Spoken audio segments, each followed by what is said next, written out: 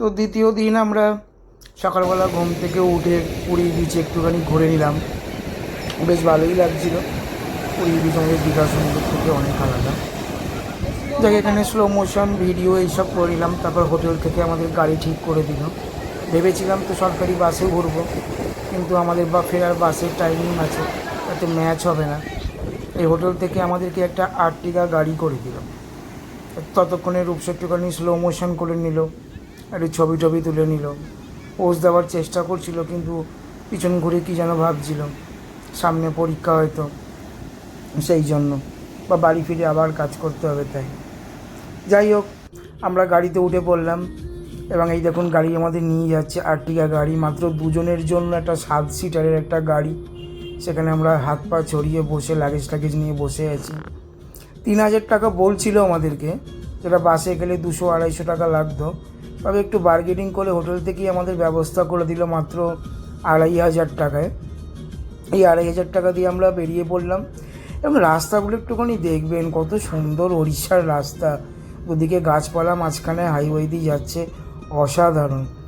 আর যে ট্যুরিস্ট প্লেসগুলো আমরা ঘুরবো, সত্যি এক একটা অনেক দূর, বেশ ভালোই দূর, ডিস্টেন্স ভালোই। সকাল 9টার সময় আমরা রওনা দিয়েছিলাম ঘুরতে যাব বলে। তো ড্রাইভারদা খুব ভালো, আমাদেরকে এক জায়গায় দাঁড় করিয়ে ব্রেকফাস্ট করিয়ে দিল। ব্রেকফাস্ট করে নিলাম। এবং আপনাদেরকে রিকোয়েস্ট করব, এরকম ড্রাইভার সঙ্গে থাকলে আপনারা সেই সমস্ত ড্রাইভারদেরকেও ব্রেকফাস্টটা কাইন্ডলি করিয়ে দেবেন। অনেকটা রাস্তা, সারাদিন ওরাও গাড়ি জার্নি করে, তো এটা মনে হয় মানবিকতার খাতিরে আপনাদেরকে একটু ব্রেকফাস্টটা করিয়ে দেওয়া উচিত, এটা আমার মনে হয়। তারপরে এই জঙ্গলের রাস্তা দিয়ে আমরা যেতে লাগলাম। তো অসাধারণ এই রাস্তা সম্পর্কে আর এক্সট্রা করে সেরকম কিছু বলার নেই। তবে একটা কথা বলি, যে আর্টিকা গাড়ি নিয়েছি, ভাড়া বেশি নিয়েছে, ছোটো গাড়ি হলে ভাড়া কম নিত, এরকম কোনো ব্যাপার নেই। আপনি পেমেন্ট করবেন, ওদের হাতের সামনে যে গাড়িটা থাকবে ট্রাভেলসে, আপনাকে সেইটা দিয়ে দেবে। তবে 7 সিটারের গাড়ি তো মোটামুটি 4 থেকে 6 জন গেলে পয়সাগুলো ভাগাভাগি হয়ে যায়। এখানে যেহেতু আমি একা করেছি, তো সেই জন্য আমার বেশ ভালোই গেছে। আমাকে একা 2500 টাকা পেমেন্ট করতে হলো। তো যাই হোক, এই প্রথমবার আমরা ঢুকতে চলেছি। আমরা গাড়ি করে যেতে যেতে আপনার চন্দ্রভাগা বিচ এত সুন্দর, এত পরিষ্কার, এত স্বচ্ছ, আর পুরো বালির মধ্যে আপনার লাল কাঁকড়া ঘুরে বেড়াচ্ছে। একটু দেখে শুনে ঘুরবেন, যাতে লাল কাঁকড়াগুলো পা না পড়ে যায়। এখানে আবার এটিভি কার রাইডও হয়, ওই যে 4 চাকা যে বাইকগুলো থাকে। যদি আমি সেই দিকটা যাইনি, আমি ড্রাইভারদেরকে বলে একটু ফাঁকা জায়গাতেই এসেছিলাম। এখানে আবার শিকারা রাইডের মতো বোট রাইডও করা যায়। সে বোট রাইড আলাদা রকমেরই বোট রাইড, এগুলো করতে পারবেন। অনেকে সিঙ্গেল ডে ট্রিপ এইখানে এসেও করে থাকেন। তো এই চন্দ্রভাগা বিচ রিলস বানানোর জন্য, ফটো তোলার জন্য, হ্যাঁ, আমার কাছে খুবই খুবই বলতে গেলে খুবই প্রিয় একটা জায়গা। তারপরে আমরা চলে গেলাম সুদাম আর্ট অ্যান্ড ক্রাফট সেন্টারে। এখানে দেখুন সব বালি দিয়ে তৈরি, এই বৌদ্ধ মূর্তিটা বালি দিয়ে তৈরি। শুধু বৌদ্ধ মূর্তি নয়, নরসিংহর ছবি, যীশুখ্রিস্ট, আমাদের পুরীর রথ, এবং আমাদের সুন্দর হ্যান্ডসাম কিংকং, এবং মোটা স্পাইডারম্যান, এবং রোগা থ্যানোস, এরকম সব কিছুই রয়েছে।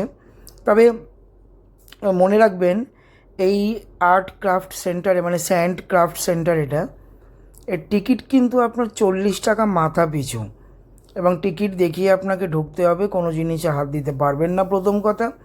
আর যে গাড়ি করে আসবেন, মানে আপনার প্রাইভেট কার হোক বা আপনি যে বাসে করে আসবেন, টিকিট কাটার সময় আপনাকে সেই গাড়ির নাম্বারটা বলে দিতে হবে।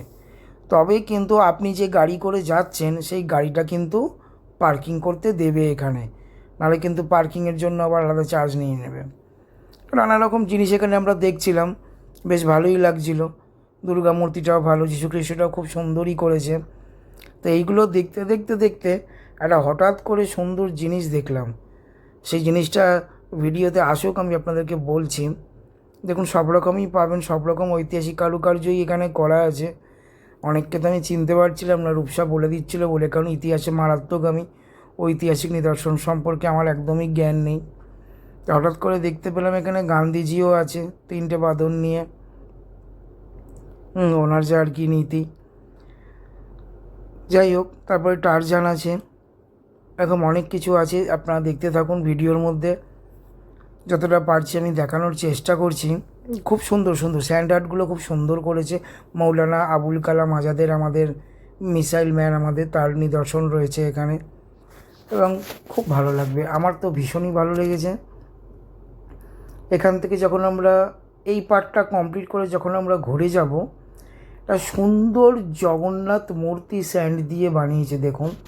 এইটার জন্য আপনাদেরকে আমি অপেক্ষা করাচ্ছিলাম, তো সুন্দর। আর ফুলের বাগান দেখলেই আমার একটু মাথা খারাপ হয়ে যায়।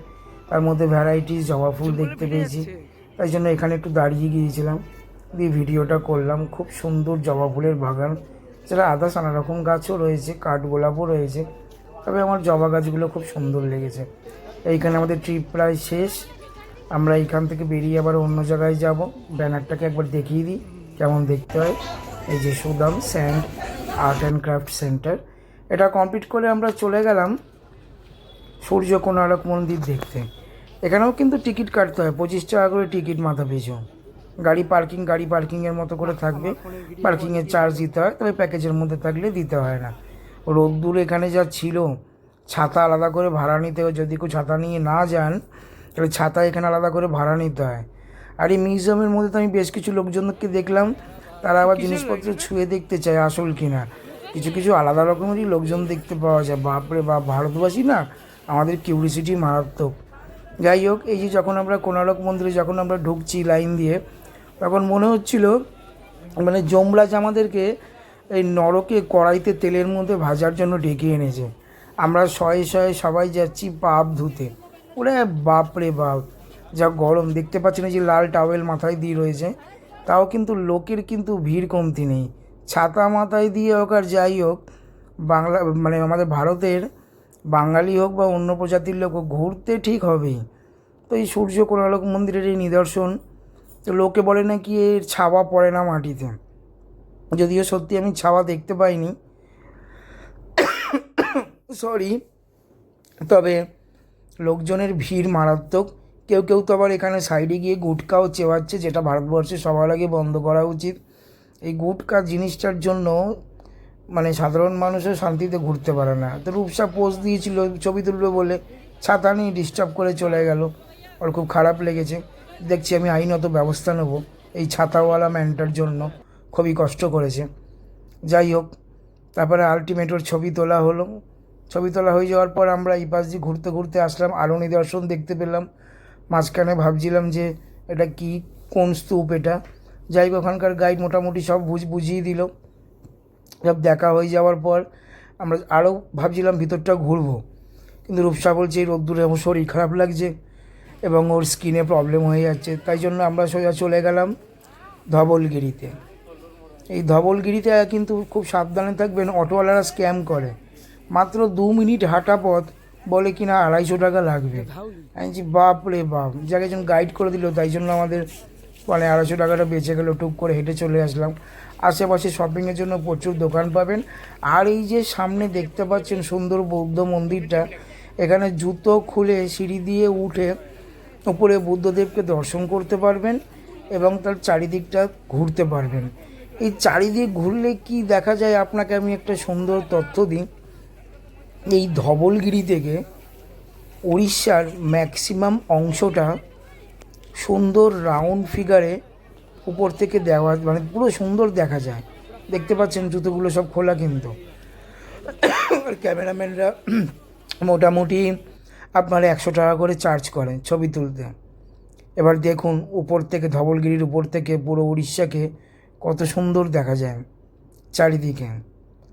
মানে সিরিয়াসলি মনে হচ্ছিল যেন বিদেশে এসছে, আমাদের দেশ নয়। এইখানে আবার রূপসা দাঁড়িয়ে ছবিও তুলেছে, মানে মনে মনে ভাবছিল যে একটা জমি কিনবে ও এখানে, কিনে চাষাবাদ করবে, কিন্তু হট করে আমাদের ব্যাংক ব্যালেন্সের কথা মনে পড়ে গেল। সেই জন্য আমরা আবার এখান থেকে জমি কিনে আবার আমরা বিঘ্ন ঘটিয়ে দিলাম আমাদের চিন্তা ভাবনায়। যাই হোক, এই পরিবেশ খুব সুন্দর, উপর থেকে পুরোটা সুন্দরভাবে দেখা যায়। এই দেখুন আরও কাছ থেকে দেখানোর চেষ্টা করছি, কত সুন্দর পরিবেশ। মোটামুটি উড়িষ্যার ম্যাক্সিমাম অংশ খুব সুন্দর দেখা যায়। যাক রূপসার প্ল্যানটা লাস্টে নষ্ট হয়ে গেল ব্যাংক ব্যালেন্সের কথা ভেবে। তারপরে আমরা চলে গেলাম খণ্ডগিরি। এই খণ্ডগিরিতেও টিকিট কাটতে হয়, এখানেও আপনার 25 টাকা করে টিকিট। এবার যা রোদ্দুর, এই রোদ্দুরে মানে ম্যাক্সিমাম লোক ছাতা মাথায় দিয়ে যাচ্ছে, কিন্তু লোকজন যাচ্ছে। এখান দিয়ে হেঁটে উঠতে আমার একটুখানি হাঁপ লেগে গেছিলো। তবে গেছিলাম উপরে নিদর্শন আপনাদের দেখানোর চেষ্টা করছি যতটা পারছি। নিদর্শনগুলো সত্যিই খুব সুন্দর।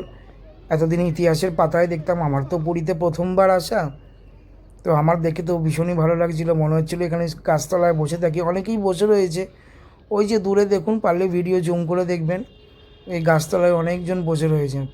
এই কেভের নিচে অনেকজন বসে রয়েছে, কারণ উপরে উঠে এসে আমিও হাঁপিয়ে গিয়েছিলাম, খুব খুব কষ্ট হচ্ছিল। তারপর আস্তে আস্তে ডান দিকে ঘুরলাম পুরো নিদর্শনটা দেখব বলে।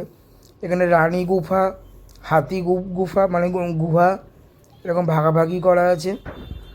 এইখান দিয়ে হেঁটে হেঁটে উঠতে হয় পুরোটা উপরে। এই হেঁটে হেঁটে যখন পুরোটা উপরে উঠছিলাম, ওই ফুল গাছটার ডান দিকেই আর ঘোরালাম না, ওখানে একটি বালক বালিকা একে অপরের সাথে ওরা প্রেম নিবেদন করছিল, তাই জন্য ক্যামেরাটা ওখান দিয়ে ঘুরিয়ে নিলাম, নিয়ে এই পাশে আসলাম। এইবার আসল জায়গায় এখান দিয়ে উঠতে হবে।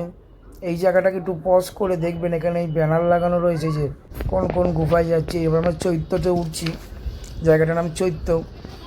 যে সিঁড়ি দিয়ে উঠতে উঠতে এত গরম, বিশাল গরম, 37 degree temperature, feel like near about 48-50 মতো। তো যাক উপরে শেষ পর্যন্ত উঠেছি। উঠে যাওয়ার পর এখানে দাঁড়িয়ে মনে হচ্ছিলো যেন স্বর্গে দাঁড়িয়ে আছি। এইবার মনে হচ্ছিলো সত্যি সত্যি আমাদেরকে যমরাজ ডেকে নিয়ে এসছে কড়াইতে ভাজবে বলে। যাকে এখান থেকে আবার উদয়গিরির মন্দিরটা খুব সুন্দর দেখা যাচ্ছে। এই যে দেখুন, খুব সুন্দর দেখা যাচ্ছে। আমি একটুখানি হাত পা মেলে ছবিগুলো একটু তুললাম, যাক কিছু তো স্মৃতি রেখে দিই।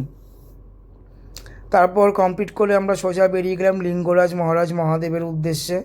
এইখানে কিন্তু আপনাদেরকে বিশেষ করে বলে রাখি, এখানে প্রচুর রুলস আছে মন্দিরে ঢোকার।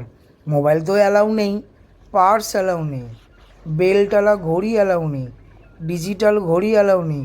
জুতো তো পরের কথা, সুন্দর ড্রেস পরতে হবে। সুন্দর মানে সাংস্কৃতিক ড্রেস, চুড়িদার শাড়ি এরকম পরে যেতে হবে। জিন্স টিন্স পরেও অ্যালাউ নেই। পার্স অ্যালাউ নেই, মানে চামড়ার কোনো জিনিস অ্যালাউ নেই। এখানে কোনো টিকিট নেই অবশ্য, মোবাইল টোবাইল রাখার বাইরে জায়গা রয়েছে। এই ভিতরে ছিল আপনাদের দেখাতে পারলাম না, বাইরের জায়গাটা অনেক সুন্দর। এখানে লোক একটু কম যায়, তাই একটুখানি এখানে ভিড় কম। বাইরে এই মন্দিরটার সামনে আমরা ছবি ভিডিও করলাম। আর এন্ট্রি গেটটা আপনাদের দেখাচ্ছি, এই যে এন্ট্রি গেট, একটু ভালো করে ফলো করবেন এই ভিডিওতে। দুটো বাচ্চাকে কিন্তু পানটা বার করে দেবে, পানটা সঙ্গে করে নিয়ে যায়নি বলে। এখানে কিন্তু পানটাকে এই দেখুন আটকে দেবে, দেখুন, বলবে হবে না, তোমরা ওইখানে লাইন দিয়ে এসো। তারপর বাড়ির উদ্দেশ্যে আবার বেরিয়ে পড়লাম, সোজা চলে আসলাম। 4টের মধ্যে আমাদের সব কমপ্লিট হয়ে গেছিলো, যেহেতু নিজেদের প্রাইভেট কার ছিল। রূপসা শরবত খেয়ে এনার্জি নিয়ে নিয়ে আমাদের পছন্দের বাস OSRTCর বাসে উঠে পড়লাম, পছন্দের জায়গায় বসে পড়লাম, দিয়ে বাড়ির উদ্দেশ্যে রওনা দিয়ে দিলাম। ভালো লাগলে লাইক কমেন্ট শেয়ার সাবস্ক্রাইব করো। ওকে, থ্যাংক ইউ।